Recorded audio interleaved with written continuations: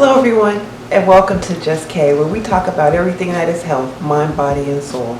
To all my subscribers, thank you for joining me again, and to those of you who are new here, sit back and get comfortable. Right now we are working on spiritual health. In our last video, we talked about Indigenous African religion, and we talked about the veneration of ancestors, veneration or honor of ancestors, and the role they play in African spirituality. We also discussed ancestors, ancestor altars, and some do's and don'ts. At the end of that video, which I will pin here, I explained to you that before you make an altar and start worshiping or honoring your ancestors, there are some orishas you need to know about. And today we are going to look at some of those orishas. Hey guys, I forgot to tell you what an orisha is. We're going to be talking about them, so I should let you know. Orishas are spirits sent by Olodumare for guidance of all creation, especially humans. There are different types of orishas, some said to have been present at the time of creation, others who were once human. Orishas can manifest themselves as multiple things. So now, back to the video. The first orisha, or deity, I want to talk about is the divine supreme being, Olodumare. He is the natural force. He breathes life into humans. He allows himself to shine in daylight, in his highness. He is the sun. Obatala. Obatala is a senior orisha. He is a son of Olodumare and carries a lot of his attributes: patience, purity, morality, wisdom, humility. He was given 3 missions by Olodumare. The first mission was to create Earth as we know it today. To do this, he filled a bag with a white hen, a black cat, a palm oil tree, a snail shell, and some sand, and he descended on a golden link chain toward the Earth. The chain didn't completely reach the Earth, so when he got to the end, he drops the sand and it makes a mountain. He then drops the hen, and that's where mountains and valleys come from. The second thing he was told to do was to make life forms to inhabit the earth. However, while doing this, he discovered how to make palm oil wine, and so he did this inebriated. He still worked, he was drunk, but he was still working, and as a result, some of the life forms that he created had irregular or misshapen figures. His third task was to descend to the earth and colonize it with the humans. His color is white for purity, morality. He rules the head and the sun. The snail is sacred to him, and so he does not take salt. He likes cool water, cereals, yam, shea butter, coconut water, milk, fish, and rice.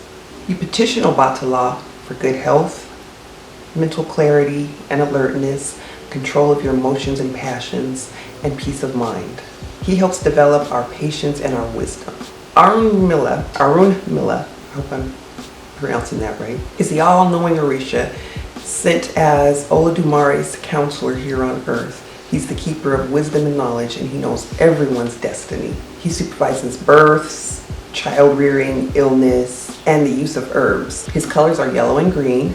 He likes yam, gin, honey, corn, fish. He's petitioned for stability and to influence our destinies, turn luck that's bad into good luck. And then there's Ojun. Ojun is considered the indispensable orisha. He's a hunter who led expeditions to Earth. He's a warrior. He's associated with covenants and oaths. He's both the maker of a covenant and the keeper of a covenant. He clears the path after a Sioux, who we'll get to in a minute, opens the door for opportunity. His colors are green, black. He has a symbol, which is the machete. He rules iron, steel, and metals. He likes roasted yam, gin, black-eyed peas, palm wine, and palm oil. He's petitioned for removal of objects that are blocking you from progression. Then we have a Sioux. A Sioux is the keeper of Ashe. Ashe is the force needed for transformation or change. He is the divine messenger, as he is a multilingual orisha, and he's responsible for getting the message from us to the orishas. He is also the enforcer of punishment when a covenant is broken or abused. He's known as a trickster because he gives you several different paths and allows you to make the choice. Asu must be pleased before any other offering or petition to any Orisha or ancestor is done, because he carries these petitions, prayers, requests. He carries these all, and if you don't appease him first, he can misguide or mislead your message. He likes red palm oil, shea butter, corn, black-eyed peas, fried potatoes, and fruits. He's petitioned for, outside of carrying messages to other Orishas, protection from negativity and witchcraft, chaos and enemies. He offers good fortune, good health, and spiritual elevation. The next Orisha we have is Shango. He's a warrior Orisha. He's strong and courageous. He's said to have forced 2 of his generals and loyal friends to fight to the death.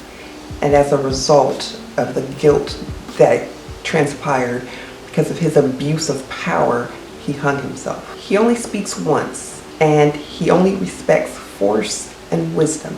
His colors are red and white. His symbol is the double-edged axe. He likes plantains, yams, gin, palm oil. His offerings usually compose of heavily spicy and well-seasoned food. You petition him for wisdom and courage. The double-edged sword, called an Ashe sword, is really Ashe axe, I'm sorry. He reminds us that the same energy force that brings you up and gives you power is the same force that can take it all from you if you are careful and you abuse or misuse it. In our next video, we are going to look at the curved line or feminine orishas that played a part in creation. I hope you enjoyed this video. I will pin the spiritual talk from the very beginning right here. Please join me for the next video. I love you all. I thank you so much. Like, subscribe, click on the notification bell, and remember, a good, healthy body is mind, body, and soul. Let's all be happy, healthy, and prosperous together. Until next time, guys.